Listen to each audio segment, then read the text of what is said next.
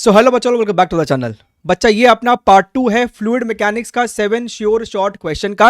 ये जो अपना श्योर शॉर्ट का प्लेलिस्ट है ना, इसका लिंक आपको नीचे है, खत्म कीजिए इसको, बहुत इंटरेस्टिंग है। लाइक कर देना वीडियो को, नए हो तो यहां पर आप इसको सब्सक्राइब कर लीजिए। आप पहले इन 7 क्वेश्चन को खुद से एक बार ट्राई कर लेना। अच्छा है अगर आपने 7 में से 7 किया है, नीचे जरूर से आप अपना रिपोर्ट कमेंट कीजिएगा। 6 करते हो तो वेरी गुड, 5 करते हो तो गुड, नहीं भी कर पाते हो तो आपको यहां से सीखने के लिए बहुत कुछ मिलेगा। ठीक है, चलिए हम लोग यहां पर एक एक करके शुरू करते हैं। देखो, सवाल पढ़ो और पहचानो कि भैया ये फ्लूइड में किस टॉपिक का है। Fluid properties, fluid dynamics, fluid statics. A large number of liquid drops each of radius R coalesce to form a single drop of radius capital R. अच्छा, आपके पास छोटे छोटे छोटे छोटे बहुत सारे ड्रॉप्स होंगे, वो आप आपस में जुड़े और एक बड़े रेडियस आर का बन गए, right.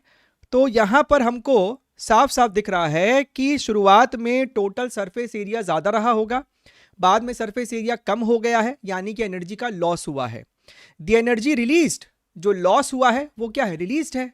The energy released in the process is converted. सवाल में कह रहा है कि ये अज्यूम करो, कभी कभी हम लोग अज्यूम करते हैं अगर कुछ नहीं बोला जाए कि भैया जो आपको लॉस्ट एनर्जी है, क्या तो वो इसको एब्जॉर्ब करके हीट गेन करके टेम्परेचर अपना राइज किया है। लेकिन यहां कहता है कि जो एनर्जी का लॉस है, it converted into kinetic energy of the big drop. The speed of the big drop is this much. तो यहां पर एन की वैल्यू क्या है? अच्छा, मान लेते हैं कि आपके पास शुरुआत में capital N number of small drops थे।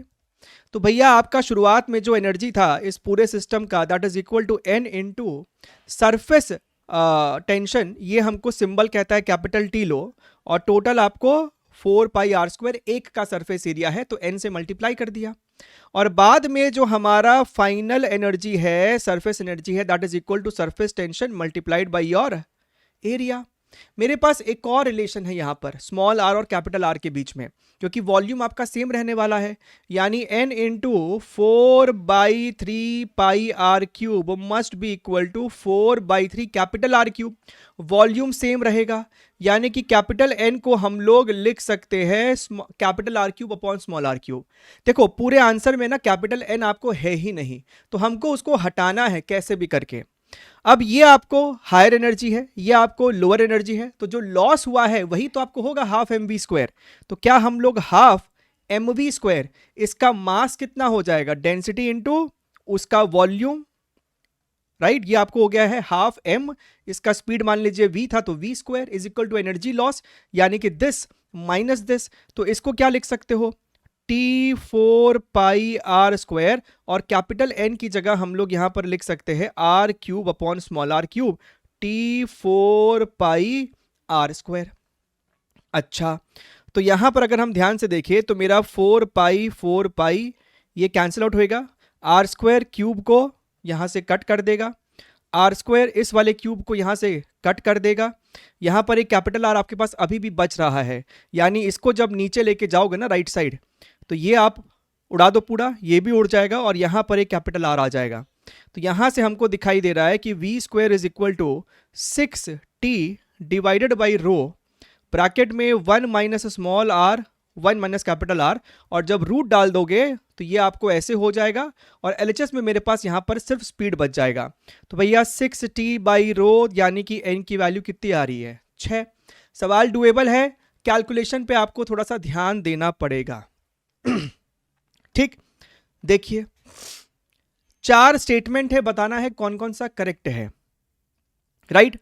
A uniform capillary tube of inner radius r is dipped vertically into a beaker filled with water. The water rises to a height h in the capillary tube above the water surface. The surface tension of the water is sigma. The angle of contact between water and the wall of capillary is theta. Ignore the mass of water in the meniscus. Which of the following statement is true? So basically आपके पास surface tension के वजह से capillary rise जो आपका होता है ना, इस प्रकार से ऐसा खटाक खटाक खटाक खटाक, और ये हम लेते हैं अपना हाइट राइज। तो h क्या लेते हैं हम लोग, 2 sigma cos theta upon R rho g. R क्या है, ट्यूब का रेडियस। अब तो हमको बताओ, for a given material of capillary tube h decreases with increase in r। अगर तुम r को बढ़ाओगे तो h डिक्रीज करेगा, तो ये तो आपको ट्रू है, ठीक है। h is proportional to contact angle, कई बच्चे इसको ट्रू मानते हैं, क्यों भाई, क्यों गलत कर रहे हो? H is proportional to cos theta, ना कि सिर्फ थीटा, तो ये वाला गलत है। For a given material of capillary tube H is independent of sigma, क्या बात कर रहे हो? H तो आपको सिग्मा की डायरेक्टली प्रोपोर्शनल है, गलत है। If this experiment is performed in a lift going up with constant acceleration, अगर ये पूरा का पूरा सेटअप आपको कांस्टेंट एक्सेलरेशन से ऊपर जा रहा है तो आपका इफेक्टिव ग्रेविटी क्या हो जाएगा? A प्लस जी। जैसे अपन नहीं करते लिफ्ट में, आपको एक प्राणी है तो अगर वो लिफ्ट ऊपर एक्सेलरेट कर रहा है सो इफेक्टिव ग्रेविटी हो जाता है A प्लस जी, जिसकी वजह से उसको भारीपन महसूस होता है। तो यहां पर भी at the end of the day फिर हम लोग जी की जगह इस्तेमाल करेंगे जी इफेक्टिव। और अगर A प्लस जी हो गया यानी कि आपका इफेक्टिव ग्रेविटी बढ़ गया तो हाइट आपको क्या करेगा? डिक्रीज करेगा। सो H डिक्रीजेस, ये आपको ट्रू है, यानी A और C आपका सही जवाब है। राइट बताइएगा कमेंट करके आपका कितना कितना सही हो रहा है और सीखने के लिए क्या क्या मिल रहा है। अगर आपने इसका पार्ट 1 किया था तो पार्ट 1 का लिंक नीचे है, उसमें हमने ऐसा ही कुछ एक और सवाल लिया था। आपके पास यहां पर इस प्रकार से है, लिक्विड का लेवल है, यहां से पहले वाले होल तक का डेप्थ H1 पकड़ लो, टॉप से यहां तक का होल का डेप्थ H2 पकड़ लो। राइट तो भैया जब इससे लिक्विड निकला तो हमको बोलता है इस वेसल को रेस्ट पे रखने के लिए तुमको कितना फोर्स लगाना पड़ेगा, समझ रहे हो? तो भैया यहां से आपको लिक्विड निकला है V1 स्पीड से और यहां से लिक्विड निकल रहा है V2 स्पीड से। जब लिक्विड इधर भागता है ना तो जाता हुआ लिक्विड इसके ऊपर एक बैक थ्रस्ट लगाता है F1 और ये वाला लिक्विड ऐसे इस पे लगाएगा बैक थ्रस्ट F2, यानी कि F2 कितना हो जाएगा? क्या है बैक थ्रस्ट का equation? Rho A V square. यहां पर डेरिवेशन में नहीं जा रहे हैं, ध्यान रखिए, rho cross section area of the hole, velocity का स्क्वायर V2 का स्क्वायर, और F1 अपने को हो जाएगा रो ए V1 का स्क्वायर। और सर ये V1 V2 कितना है? What is V1? Under root 2gH1 velocity of efflux, V2 is under root 2gH2। तो अगर हम ध्यान से देखें तो ये बेसिकली अपने को हो जाएगा 2gH2 और ये हो जाएगा 2gH1। तो भैया नेट फोर्स जो ये निकलते हुए लिक्विड के वजह से लग रहा है, यहां पर अगर तुम ध्यान से देखो तो F2 बड़ा है क्योंकि H2 बड़ा है।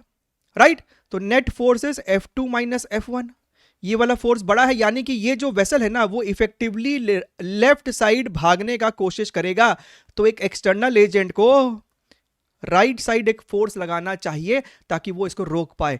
तो एक्सटर्नल एजेंट को इतना ही तो फोर्स लगाना पड़ेगा, यानी यही आंसर है F2 माइनस F1। तो दिस माइनस दिस जब तुम करोगे तो 2a रो जी H2 माइनस H1, क्या हमको H नहीं दिख रहा है?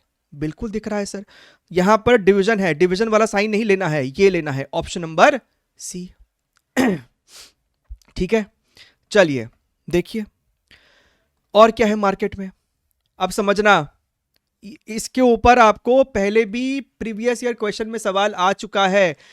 क्या है कि अगर मेरे पास इस प्रकार से कोई वेसल है और सिलेंड्रिकल वेसल है, इसमें आपको लिक्विड था और अगर तुमने इसको इसके एक्सिस के अबाउट गोल गोल घुमाया, कैसे वो तुम देखते हो ना वॉशिंग मशीन के अंदर, तो पानी जो है, पानी का जो सरफेस है वो इस प्रकार से हो जाता है। अगर ये ऐसे ओमेगा से घूम रहा है तो पानी का जो सरफेस है ऐसा होता है, और ये जो सरफेस का क्रॉस सेक्शन है ना ये पैराबोला है, और इस पैराबोला का इक्वेशन होता है y is equal to omega square x square upon 2g।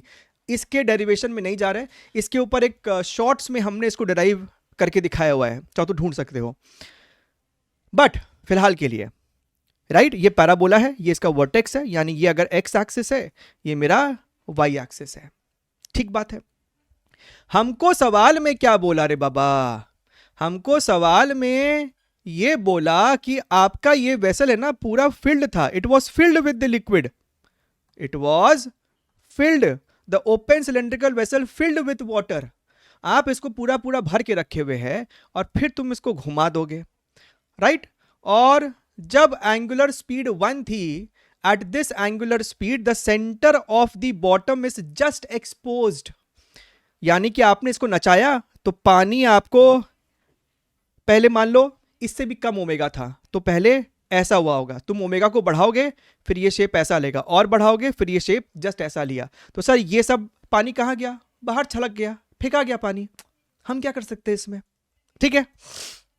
तो हमसे कह रहा है कि जब आपका ओमेगा इतना था तो आपको जस्ट ये centre of the bottom most surface just expose हुआ है, यानी पैराबोला का जो वर्टेक्स है ना वो आपको यहीं पर बन रहा था। अच्छा, इसको हमने h बोल दिया, सिलेंडर का जो रेडियस है उसको r बोल दिया। अब y is equal to omega square x square upon 2g। तो सर यहां पर क्योंकि यही मेरा x एक्सिस है, y एक्सिस है, यही मेरा 0,0 है, तो ये मेरा पैराबोला का इक्वेशन हो गया येलो वाले के लिए। तो अगर हमें इस पॉइंट का कोऑर्डिनेट इसमें सब्स्टिट्यूट करना होगा तो इस पॉइंट का कोऑर्डिनेट क्या होगा, h r sorry r h, तो y की जगह हम लोग h डाल दे और ओमेगा को डाल दो ओमेगा 1, ये बोल दो ओमेगा 1, तो ओमेगा 1 का स्क्वायर रेडियस का स्क्वायर अपॉन 2g। अब जब तुमने इसके इस ओमेगा को बढ़ा बढ़ा के इतना कर दिया है √3, राइट, रूट के अंदर 3/2 है, तो भैया ये आपको अब ऐसा पैराबोला होना चाहेगा, लेकिन नीचे कोई जगह थोड़े ना है।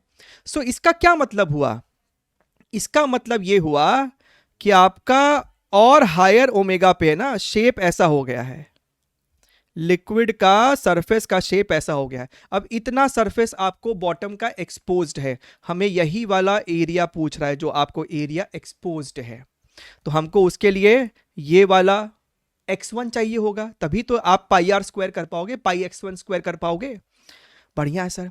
तो हम कह रहे हैं इमेजिनरी अगर हम देखें कि पैराबोला कहां तक जाता, इमेजिनरी, अब यहां पे थोड़ा सा ना बेसिक आपको कोऑर्डिनेट ज्योमेट्री मैथमेटिक्स जो भी आप करते हो वो सब करना पड़ेगा थोड़ा सा। अब हम क्या कह रहे हैं, मेरे पास एक इक्वेशन तो ये आया ओमेगा 1 में h में और r में क्या रिलेशन है। अब मैंने इसी को ले लिया है अपना x एक्सिस, ये तो मेरा है खैर y एक्सिस, ये पूरा जो पैराबोला है जिसका वर्टेक्स मैंने दोबारा से अब ले लिया है ओरिजिन पे, इसके लिए हम यही इक्वेशन का इस्तेमाल करेंगे, right, omega square x square upon 2g। फिर से हमको इच्छा है इस वाले का लिखने का कोऑर्डिनेट, तो भैया x कोऑर्डिनेट तो r है, लेकिन y कोऑर्डिनेट कितना हो जाएगा, अब what will be y coordinate my dear friend. अच्छा सर इसका y कोऑर्डिनेट जो होगा, अगर हम लोग इस वाले को, अगर हम लोग इसको ले ले y1, तो y1 और h का समीशन होगा, तो क्या हम लोग इसका y कोऑर्डिनेट को लिख दे y1 plus h is equal to omega square, और अब ओमेगा कितना है, ये है, इसको बोल दो ओमेगा 2, तो ओमेगा 2 का स्क्वायर, ठीक है, x कोऑर्डिनेट तो r ही था, तो r का स्क्वायर अपॉन 2g। अब देखिएगा आपके पास h की वैल्यू है, h की वैल्यू है omega 1 r square, omega 1 square upon 2g is equal to omega 2 का square r square upon 2g। मेरे पास y1 नहीं है, तो भैया इसी पैराबोला का इक्वेशन में हमको अगर इस पॉइंट का कोऑर्डिनेट लिखना होगा तो क्या लिखेंगे, x1 कॉमा y1, राइट, यानी y1 is equal to omega 2 का स्क्वायर x1 का स्क्वायर अपॉन 2g। तो यहां पर y1 को रिप्लेस करो इससे, भैया हमने इसी पैराबोला के इक्वेशन में x1 कॉमा y1 डाल दिया, तो ये आपको कितना हो जाएगा, ओमेगा 2 का स्क्वायर x1 का स्क्वायर अपॉन 2g। अब कुछ नहीं है, खेला ही खत्म है, खट खट खट, राइट, हमको चाहिए x1, इसको हटा रहा हूं मैं, इसका कोई लेना देना नहीं है जीवन में अपने, तो भैया इसको उधर ले चलते हैं, फिर ओमेगा 2 स्क्वायर को भी नीचे डिवाइड करेंगे, तो मेरे को x1 स्क्वायर निकल के आएगा, यहां से अगर हम देखें तो r square and this will become 1 minus omega 1 by omega 2 का होल स्क्वायर, दोनों तरफ पाई से मल्टीप्लाई कर दो क्योंकि यही मेरे को आंसर हो जाएगा, right. What is pi are square, cylinder का क्रॉस सेक्शन एरिया जो कि हमको दिया हुआ है 27, तो ये 27 है, 1 माइनस ओमेगा 1 बाई ओमेगा 2 का होल स्क्वायर या फिर omega 1 square, omega 1 square is 1, omega 2 square is what 3/2, तो ऊपर आपको चला जाएगा 2, तो ये हमको सर 9 निकल के आ गया, और यही मेरा आंसर है रे बाबा, यही मेरा आंसर है। तो डिस्कशन हो तो ऐसा हो, वरना नहीं हो, ताकि आपकी आत्मा तक को समझ में आए कि सवाल में चल क्या रहा था। अब देखिए देखिए, ये सवाल हम इसलिए लिए हैं, कई बच्चों को इसका डायरेक्ट आंसर भी याद होता है, लेकिन इसका एक बार डेरिवेशन को समझना, क्योंकि सवाल को घुमा के एनटीए पहले भी पूछ चुका है। A cylindrical vessel of cross section area A contains a water to a height h. There is a hole in the bottom of radius small a. The time in which it will be emptied is how much? समझना, इसका बड़ा ही standard सा approach होता है कि आपके पास इस प्रकार का सिचुएशन है एंड अभी आपको h हाइट तक मान लीजिए लिक्विड है, ठीक है। हम यहाँ पे अपना y जो है बेस से उठा रहे हैं। Look here very very carefully, यानी समय शून्य पर y जो आपको था वो कितना था, स्मॉल h था। किसी जनरल टाइम t पर आपको जो y है वो y हो गया, यानी आपको लिक्विड गिर रहा है गिर रहा है गिर रहा है। लिक्विड का लेवल क्यों गिर रहा है भाई साहब, क्योंकि आपने बॉटम में एक होल किया है, आपने यहां पर एक होल किया है जिससे आपको लिक्विड निकल रहा है। ये जो आपको क्रॉस सेक्शन एरिया है ना, इसका ये हमको कहता है कैपिटल ए है। इसका क्रॉस सेक्शन एरिया अगर हमने A2 बोला है तो ये आपको बेसिकली पाई ए स्क्वायर है, क्योंकि हमको रेडियस बोला गया है। यहां से आपको लिक्विड निकल रहा है, तो जब इसका हाइट y था तो लिक्विड का जो निकलने का स्पीड है that is equal to under root of 2gy। अच्छा, और ये जो आपका सरफेस है ये आपको किसी v1 वेलोसिटी से निकल रहा है, ये लेवल आपको v1 वेलोसिटी से नीचे गिर रहा होगा। तो सर इक्वेशन ऑफ कॉन्टिन्यूटी कहता है कि a v1 should be equal to pi A square multiplied by v2 यानी 2gy। अच्छा, लेकिन v1 को हम क्या लिख सकते हैं, dy बाई डी टी। सिर्फ dy बाई डी टी नहीं, minus dy by D T होगा, क्योंकि भैया जब ये लेवल नीचे गिर रहा है तो y आपको घट रहा है। यहां पर v1 सिर्फ एक मैग्नीट्यूड है, और सिर्फ dy बाई डी टी लिख दोगे तो वो एक्चुअली में आपको एक नेगेटिव टर्म है, क्योंकि y आपको घट रहा है। तो एक माइनस अपने मन से लगाना पड़ेगा चीजों को पॉजिटिव रखने के लिए। अच्छा, तो और अगर हम ध्यान से देखें तो रूट y जो है ना वो आपको नीचे आ जाएगा, तो ये हो जाएगा y to the power -1/2 dy is equal to pi A square upon capital A under root of 2g, और ये आपको हो जाएगा dt, और एक नेगेटिव साइन भी है।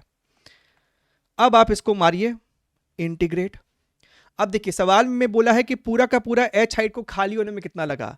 हमसे ये भी पूछ सकता था कि भाई बताइए h/2 से h/2 हाइट से लेके 0 तक आने में इसको कितना टाइम लगा है, या फिर h से लेके h/2 तक का टाइम कितना है। हमसे सवाल में पूछ सकता था कि h से लेके h/2 तक का टाइम कितना है, तो आपको यहां पर फिर ऐसे लगाना पड़ता लिमिट, समय शून्य पर हाइट h है, किसी टाइम t पर हाइट आपको h/2 है, तो फिर लिमिट लगा के ही सॉल्व करना पड़ेगा। कोई फॉर्मूला आपको फिर वहां पे ध्यान में नहीं रहेगा उस समय। लेकिन हमसे इसमें थोड़ा सा और इजी पूछ लिया कि पूरा खाली करवा दो, समय शून्य पर h है, और जब ये पूरा खाली हो गया तो टाइम t लग गया, तो आपको कुछ बचा ही नहीं वहां पर y। ठीक है, तो इसको बस आपको अब इंटीग्रेट करना है। y to the power -1/2, y to the power -1/2 + 1 कितना हो जाएगा, रूट y। ये आ गया आपको रूट y, और नीचे में भी इतना है तो ये आपको हो जाएगा 2, लिमिट हो जाएगा h से लेके 0, ये हो जाएगा आपको -πa² upon capital A root 2g into capital T। बढ़िया है सर, बहुत बढ़िया है। अगर तुम ध्यान से देखो ना तो आपका ये वाला रूट 2 मरेगा तो यहां पर एक रूट 2 पैदा हो जाएगा, तो लिमिट लगाने के बाद ये आपको हो रहा है -√2h is equal to -πa² upon capital A root g into capital T। तो क्या यहां से हमको टाइम जो है वो क्या दिख रहा है, कैपिटल A अपॉन πa², ये आपको है √2h अपॉन g। तो यहां पर अगर तुम देखोगे ना तो √h भी है, √h/g है, मैच हो रहा है, √2 भी मैच हो रहा है, a भी मैच हो रहा है, πa² भी मैच हो रहा है, यानी option number B is the correct answer. Clear, एकदम बढ़िया है। कोई भी वेरिएशन आपको इसमें पूछा जा सकता है। अब ध्यान से देखिए, ये सवाल को देख के घबराने का कोई बात है ही नहीं। आपके पास लिक्विड है, r डेप्थ पे आपके पास एक सॉलिड स्फीयर है जिसका रेडियस खुद r है, और ये आपको चुपचाप यहां बैठा हुआ है, रेस्ट पे इक्विलिब्रियम में आपको चुपचाप बैठा हुआ है। The force exerted by liquid on the upper half of the sphere at this position, सिर्फ लिक्विड के वजह से इसके अपर हाफ पे कितना फोर्स लग रहा है हमसे पूछ रहा है। देखिए इंटीग्रेशन से करने का इसको बिल्कुल भी कोशिश मत करना, एकदम बेवकूफ़ी होगा। क्या होगा? बेवकूफ़ी होगा। अगर तुम ये करने जाओगे कि सर हम यहाँ पे एलिमेंट एलिमेंट लेंगे और इसके ऊपर प्रेशर की वजह से फोर्स निकालेंगे, तो ज़रूरत नहीं उसकी। समझिए, देखिए, look here very very carefully. ये जो आपका है ना, ये हमसे कहता है कैपिटल आर है। अब समझना, इसके अपर कर्व्ड स्फीयर, कर्व्ड सरफेस पे जो फोर्स लग रहा है उसके लिए दो जिम्मेदारी है, लिक्विड का डेंसिटी, ये सरफेस से जो डेप्थ है वो, और ये आपका कर्वेचर, ये प्रोफाइल।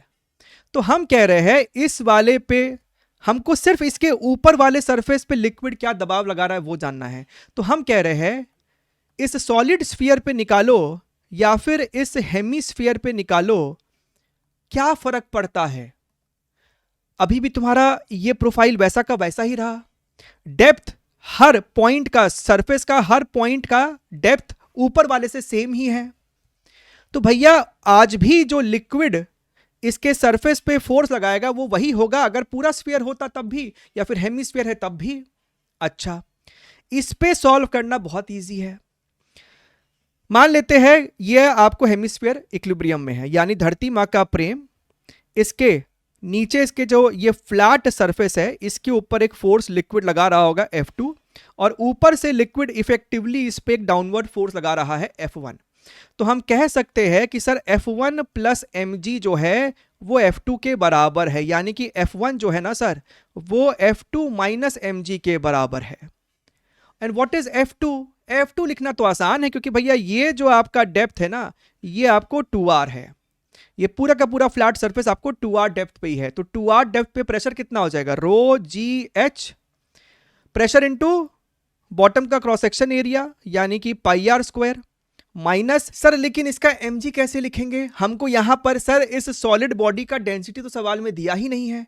भाई साहब अगर हमने ये एक सॉलिड हेमिस्फीयर लिया है और ये आपको अभी इक्विलिब्रियम में है, यानी कि एक और तरीका से लिख सकते थे कि इसका जो वेट है that is equal to buoyant force, right? और बॉइंट फोर्स कितना होता है? Density of liquid volume displace 2/3 pi R cube into gravity, यानी mg के जगह हम लोग यहां पर भाई साहब ये वाला टर्म भी लिख सकते थे, और ये कितना आ जाएगा? 3 2 6 यानी कि 4। तो भैया 4 रो पाई आर क्यूब ग्रेविटी अपॉन 3, यानी कि ये हमको ऑप्शन नंबर 4 के साथ मैच कर जाएगा। ठीक है एकदम। अच्छा ये देखिए 7वां क्वेश्चन बड़ा ही प्यारा। इस प्रकार के आपको कहानी लंबा लंबा लेटर्स सेंटेंसेस देख के डराया जाता है एग्जाम में के अंदर भी, लेकिन घबराने का कोई बात है नहीं और सवाल आपको अच्छा है। आपने अगर ये किया है तो जरूर से नीचे आप कमेंट करके बताइएगा। Figure shows a cubical block of side 10 centimetre and relative density 1.5, यानी उसका जो खुद का डेंसिटी है वो कितना हो जाएगा? 1.5 इंटू डेंसिटी ऑफ वाटर, तो 1500 is suspended by a wire of cross section area 10 to the power minus 6 meter square. The breaking stress of the wire is this much, यानी कि अगर इस वायर में इतना स्ट्रेस आ जाएगा तो वो टूट जाएगा। The block is placed in a beaker of base area this much, तो जो ये बीकर है उसका जो क्रॉस सेक्शन एरिया है वो 200 सेंटीमीटर स्क्वायर है। At t equals to 0, the top of water and the block coincides. अभी ऐसा सिचुएशन है, यहां पर आपने एक पंप लगा दिया है जो कि इसके यहां से पानी को कांस्टेंट इसी वॉल्यूम रेट से निकाल रहा है। तो धीरे धीरे ये जो पानी का लेवल है ना पहले इतना था, अभी पूरा का पूरा बॉडी सबमर्ज्ड है, तो बहुत ज्यादा बॉइंट फोर्स ऊपर लगा रहा होगा। बॉइंट फोर्स ऊपर ज्यादा यानी धागे में टेंशन कम, पानी का लेवल नीचे जाएगा तो अब बस इतने बॉडी पे ही इतना ही वॉल्यूम डिस्प्लेस हुआ, तो अब बॉइंट फोर्स कम तो धागे का टेंशन बढ़ा, लिक्विड का लेवल और नीचे गया, टेंशन और बढ़ा। सर टेंशन कैसे बढ़ जाएगा? गजब बात कर रहे हो भाई तुम।